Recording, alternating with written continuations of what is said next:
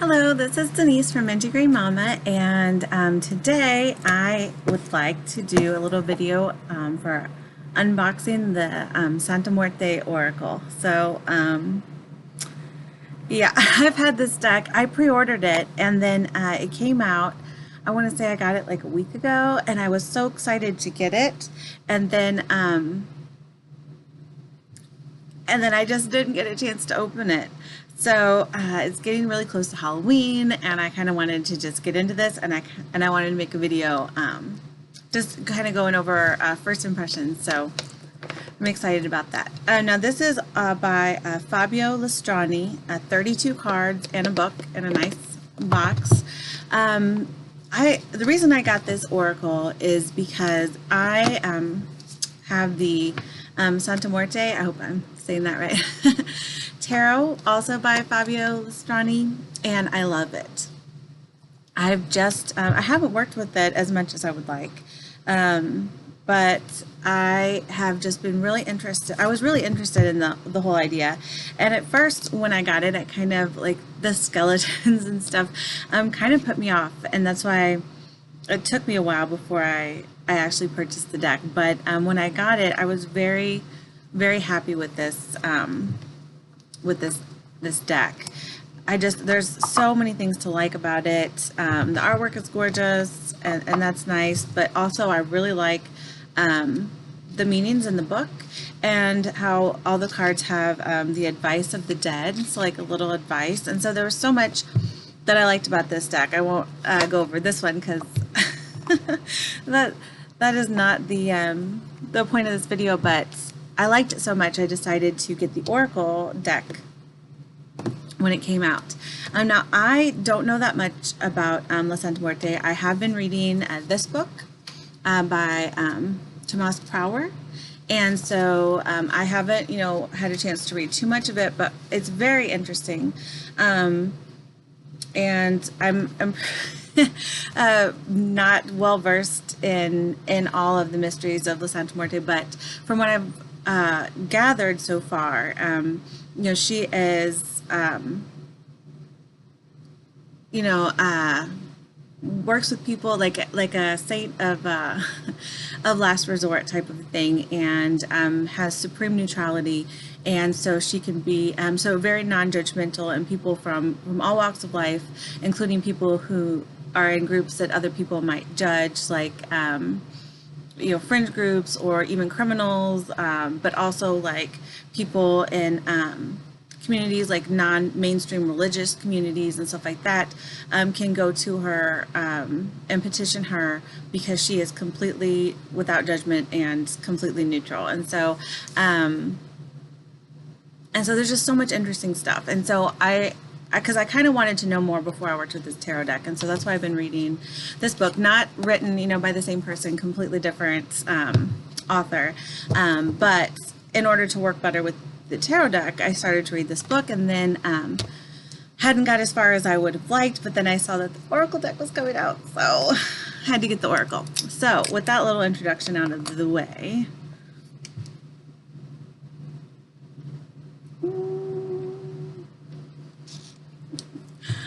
oh my goodness.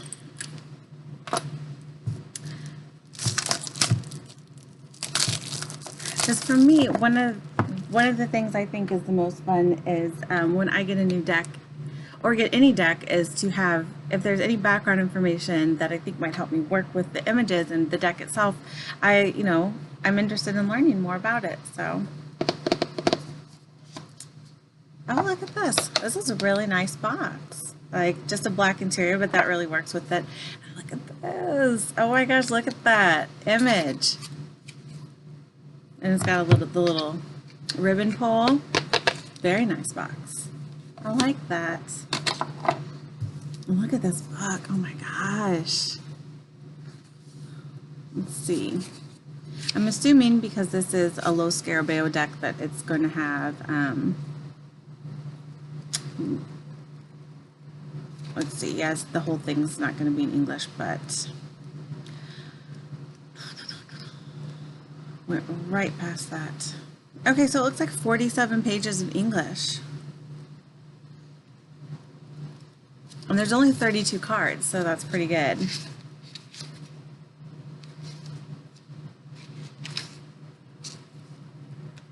So the oracle that is now in your possession is the continuation or the beginning of an open dialogue with the Santa Muerte Tarot. Ah, nice. Depending on one's point of view, it is either the appendix or the preface of this deck. That said, it can endure and be used independently. That's awesome. Let's see. Oh my, okay, so it has a whole lot. I don't want to go over everything, but it just say the Santa Muerte Oracle is made up of 32 cards, and much like the four worlds of the Kabbalah, it is divided into 4 parts made up of 8 cards each, and each part refers to 1 or 4 different levels of reality, of emanation, creation, formation, and action. And then it has like just a tiny little graphic of, you know, like the 4 levels of the 8 cards. So that is really interesting.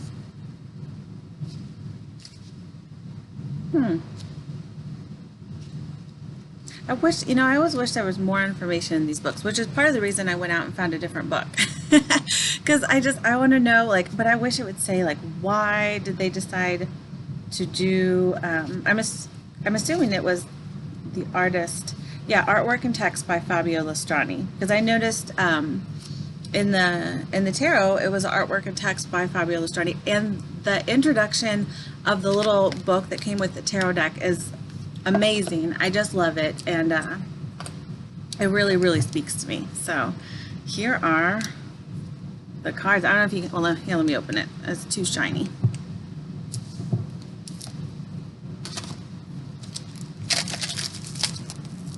Ah, okay.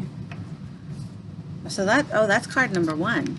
I thought they're a little shiny, so it might not, they might not show up. But this is the back of them. Oh goodness, no, they're all different. Oh my gosh, I wonder if you, oh, look, I don't know if you can see this, but I bet if you laid them all out, yeah, okay, so like these two, they go together. So if you lay them all out, it's gonna form like a picture. Oh, that's so cool. What a good idea. Of course, that means that they kind of have like an upright, you know, like look, like especially the ones with letters or pictures, you can tell, you know, if it's upright or reversed. But I'm gonna say they probably, yeah, they don't have specific reverse meanings. I really like that about the tarot deck specifically, is that it incorporates like positive and negative aspects into each card, so that you don't really need to read reversals, because each card has within it like both meanings. And so, yeah. Okay. I love these. Okay, so I don't know if you can see that because of the reflection, but there's like a skull back there. That's card number 1. And so they each have like a little skull with a number at the bottom, just numbered, with no like titles or anything, which I kind of like. Pretty decent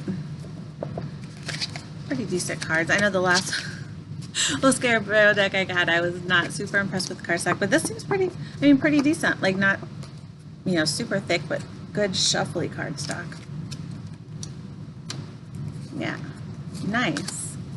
See, and on the back it has, so it's because it had yes, and it says something about the future. I'm going to go out on a limb here and say it's probably like a Ouija board backing. Of course, I could be wrong, but that looks cool. Okay. Oh my gosh, I just love like the really bright colors. That's one of the things I liked about the and look, it looks like almost like what is like Mayan, or hold on, let me see what kind of artwork that is. So then the first 8 cards are the world of excuse me, emanations. And so this one was darkness. So they do have like a name, and then it has like a little paragraph of meaning, and just like a little the advice of the dead.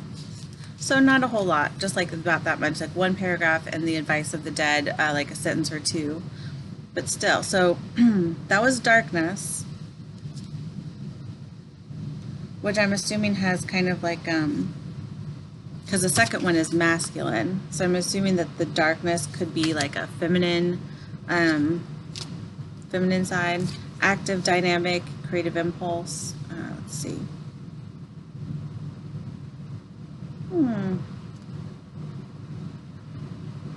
So it doesn't really say under the cards like what the different symbolism is in the card, which is kind of a bummer because I'd like to know more about that. But maybe I didn't read, the whole beginning of the book, so maybe it talks a little bit about the artwork.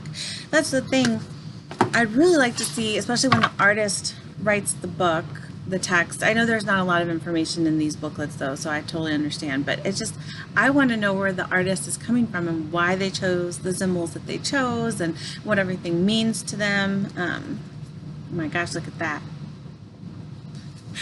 I think this one's chaos. Chaos, yeah. The alchemist's receptacle. The palette held by the artist before he starts painting, as shown in the art card 26. Just seems like there's been a lot of thought put into these cards. With the tarot too. Like I just felt like that they, like they all kind of fit together and made sense, and you get that love.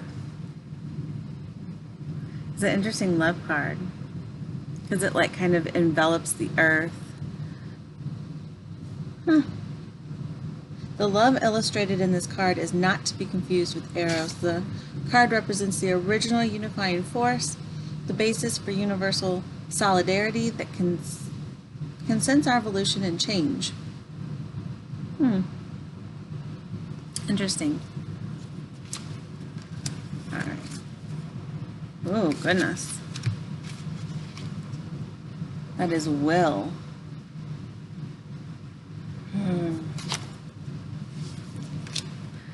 And get this one. Order. This one's order.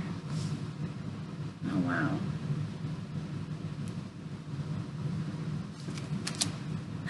Okay, so this is from the cover of the, so this is the cover of the box, and so this is the card number 7. 7 is a very important number for me. Feminine. Oh, how nice. So masculine was 2. Darkness was 1. Masculine was 2. So this one's feminine. So I kind of thought that darkness would be like the, like the other half, like the bright, masculine, and kind of like the dark, enveloping, creative darkness. But this one's feminine. Oh, wow. I want to look up the name of all of them. This is light. So then darkness was 1 and light is 8, and that's the first 8 cards. So that would be the world of emanations, whereas the world of creations, oh, I'm not going to be able to pronounce any of these names. This is Aztec, from Aztec mythology. This is Tlaloc? Tlaloc? I apologize. I apologize for the names. I do not know how to pronounce them. As in Aztec mythology, Tlaloc is considered the god of rain and fertility. It's interesting that there's a god of fertility. I always associate that with like goddess energy. Oh my goodness gracious. Oh, and then look at this. Okay, so this is the King of the Dead in the Afterlife. I'm not even going to try to say the name. But this is the King of the Dead in the Afterlife. And then, so number 10. And then 11 is the Queen of the Dead in the Afterlife. And you can see, let's see if we're both in there. You know how they have like, they reflect each other and they, have like the same kind of look. That's so wild. It's so wild. Are they eating something? Looks like he's eating like the head of a figure. And that's bleeding. Oh my goodness. Well, I mean, it's the King and Queen of the Dead in the afterlife, so there you go. So let me just back up here.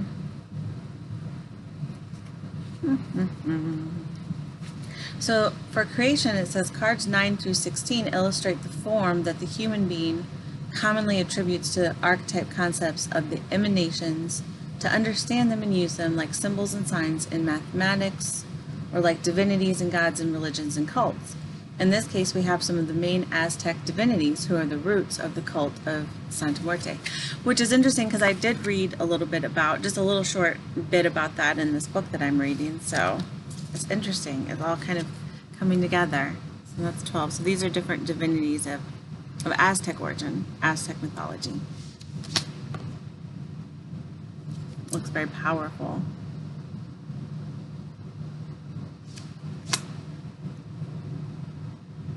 Wow.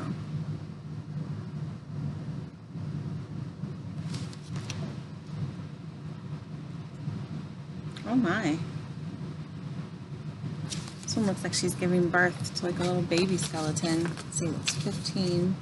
It's a mother goddess of the earth, of sex, of the moon, and of birth.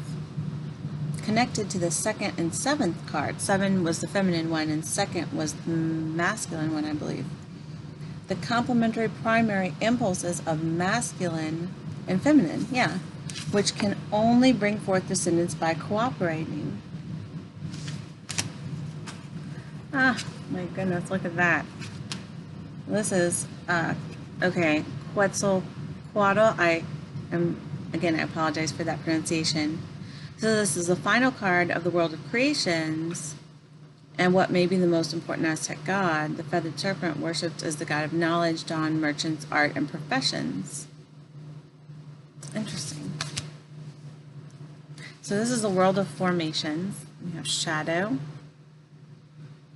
Sorry about that glare. It was like all different, like hands, and there's a skull in the background. It's all black, so it's really hard to see with all the different like skeletal hands and the skull reaching out to grab that one. And then we have a really bright colored one, kind of in contrast. And it has, I loved this part of the tarot cards, like the suit of cups. They all had like the hearts, I believe, as eyes. So pretty. So this is 18, and this is emotions. This is interesting because I know like in the tarot, if you set out the major arcana in a certain way, like 3 rows of 7, then all the cards that line up like together, like you'll have 7 sets of 3, and then they all have some kind of like relation to each other and tell a story. So I wonder if when you set these out the way that they have them in sets of 8, and you have those 4 sets of 8, if or those 8 sets of 4, if those 4 cards all have some sort of like relation, or you can see some connections in them. So that was emotions. This is memory.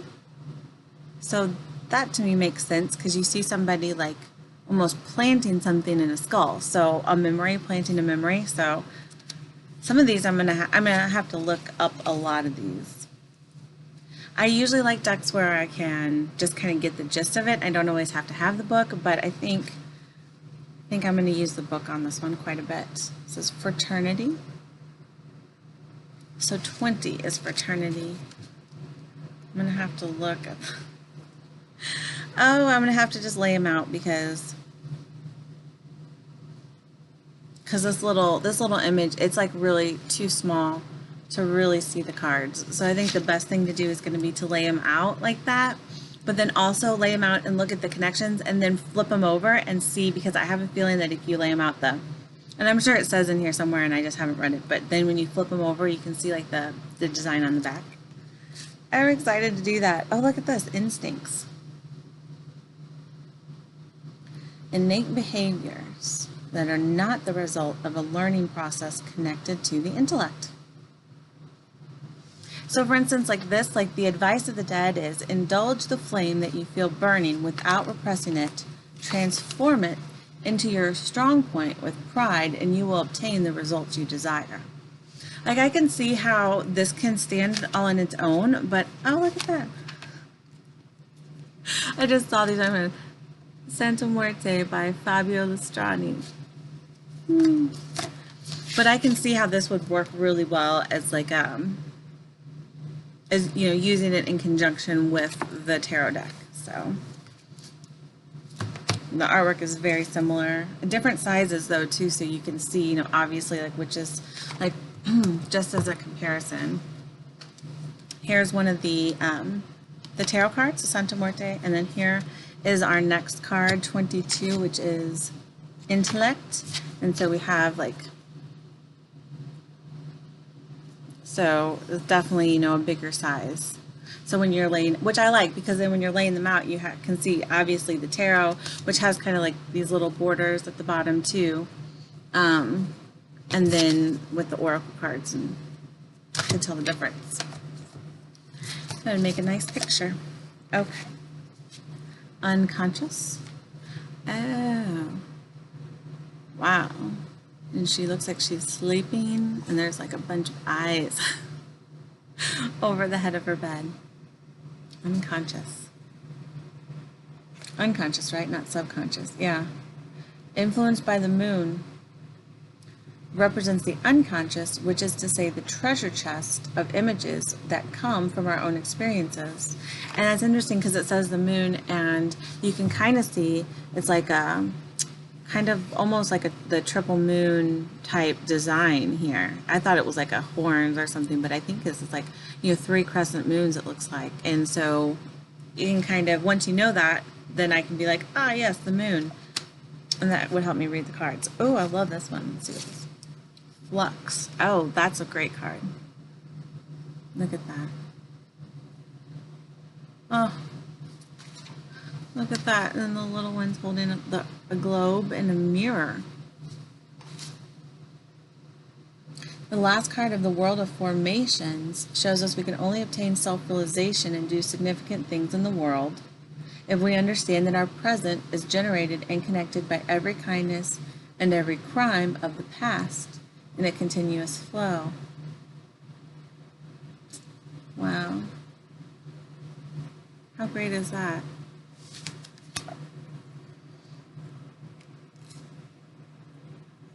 Let's see. Okay, so this is birth.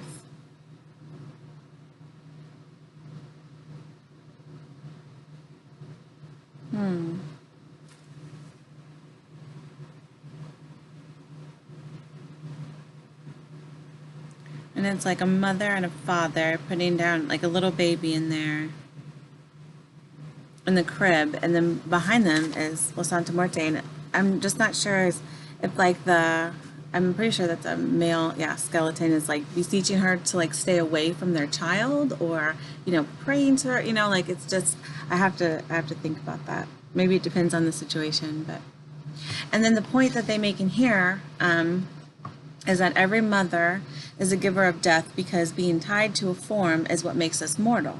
But without her, we could not exist as individuals. We could not smile, cry, evolve, create a family, or build a home, which is true. Because in order, you know, to have the blessing of life, we have to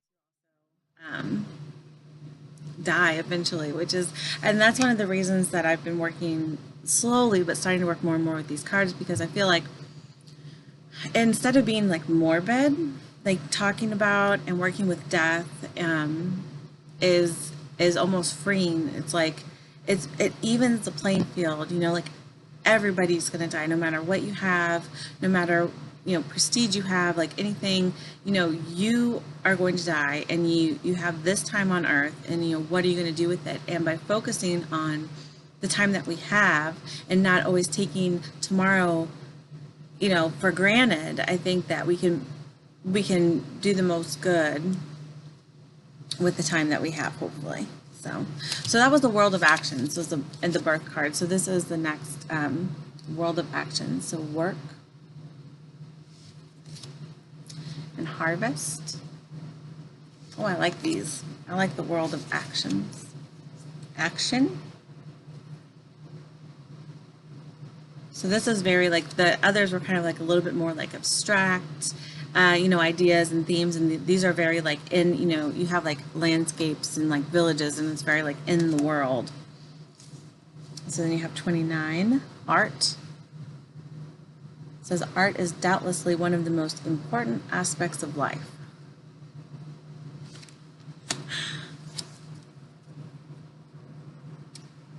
Oh wait, did I skip one? Oh, these were out of order. Maybe I moved them. This is realization. And celebration. And Santa Muerte.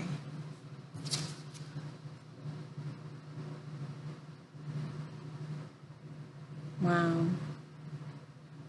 Santa Muerte reminds us that all the energy we have at our disposal is a loan that we will have to pay back, and it is thus our responsibility to transform it in the most beautiful and positive way possible. Wow.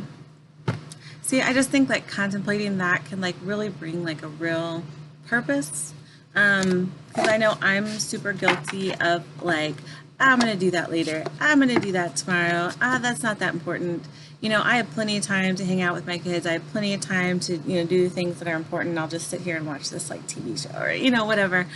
But I feel like, you know, the more that I focus on making the best use of my time possible, you know, the better I feel actually about how I've used my time. Like at the end of the day, I have more of a sense of satisfaction and happiness if I've been mindfully using the time that I have.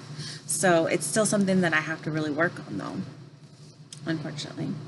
So it has a little at the end here. So that was the last card, 32, and then it has a little bit of how to use this oracle, a simple reading, an inspirational reading, or a Ouija board. Aha.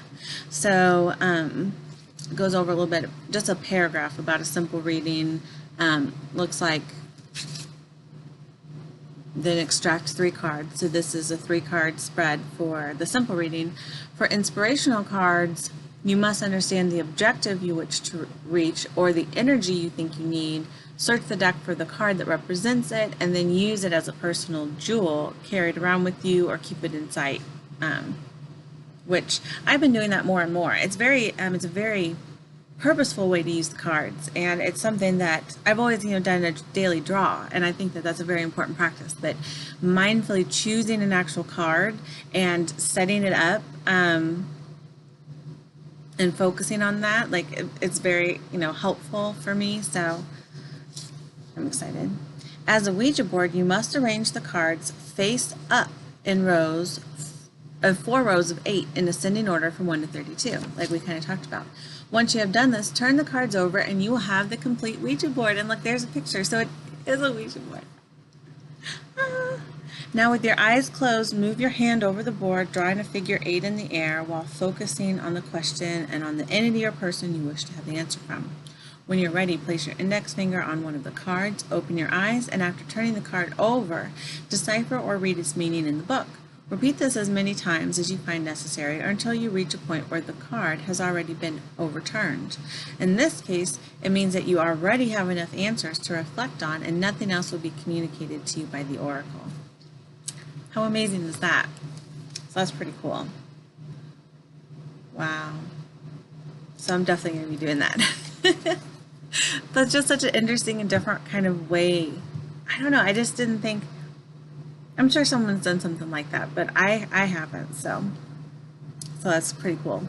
And so then it has a little bit about the artist, which I've just recently read in I was rereading the beginning of this book from the Santa Muerte Tarot. So, and then also I had kind of realized, but I don't know, it wasn't really something I'd been thinking about, but Fabio Listrani's also had done the Night Sun Tarot. So I'm going to have to look up, I don't have that deck. I'm not very familiar with that deck, but now that have his tarot, the Santa Muerte Tarot and the Oracle, I'm a little more interested in like checking out some of his other artwork. So I'd be interested if anybody has already seen that or, you know, deck or has that deck, you know, what they think about it. I'll have to look up some reviews. So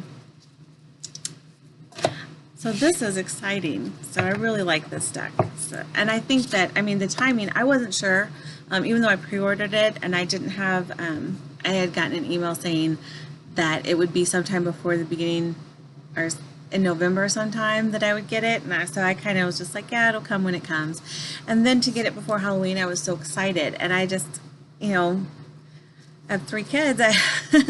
I you know, have a lot to do, and I just haven't had the time to open it and use it. So I'm so excited to get a chance to kind of look through that with you today, and I'm gonna go lay those out in the Ouija board fashion and see what that looks like, and see the worlds and everything. So yeah, so I'm super happy about that. That's nice, and I love this box. You can kind of feel the the horse is, oh wow, you can even kind of feel like where the skull is, like a little, almost like embossing or something. Very nice. Gorgeous. Okay. I am so excited. So I'm going to go play with my cards, and I will talk to you guys later. Have a great week and a wonderful Samhain and Halloween. Bye.